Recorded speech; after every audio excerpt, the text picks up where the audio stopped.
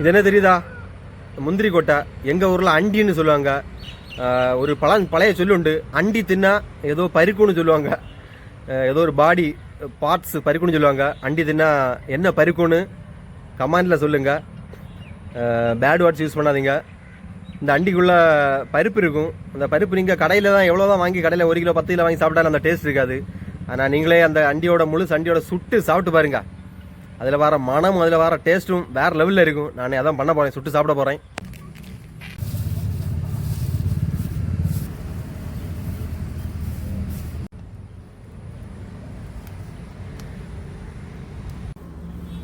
இங்கே பாருங்க, வந்துருச்சு. வேறு லெவல் மனம்.